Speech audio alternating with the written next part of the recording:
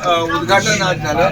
प्रचंड असा उत्साह कार्यकर्त्यांमध्ये आपण पाहतोय. सगळी जे काही 40 वर्षाची इथली सत्ता उलटवून टाकली आणि सर्वसामान्य कार्यकर्त्यांनी त्यांना जायंट किलर ठरवलं.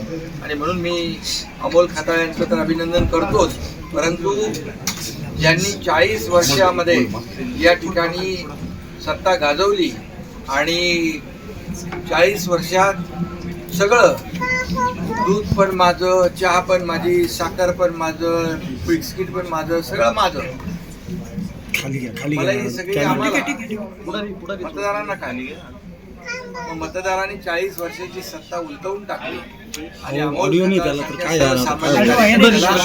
या ठिकाणी निवडून दिलं. या सर्व मतदारांचं मी मनापासून अभिनंदन करतो आणि त्यांना खूप खूप शुभेच्छा. बाळासाहेब ठाकरेंचं स्वप्न पूर्ण झालंय. त्यांच्या रूपाने अनेक वर्षाची सत्ताची हिंदुहृदय सम्राट बाळासाहेब ठाकरे साहेबांचं स्वप्न अमोल खताळ या एका युवा कार्यकर्त्यांनी पूर्ण केलं आणि म्हणून त्याचं मी मनापासून अभिनंदन करतो.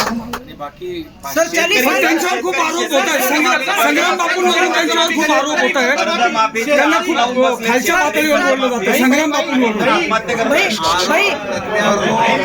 या ठिकाणी करण्याची सवय विरोधकांना लागलेली आहे.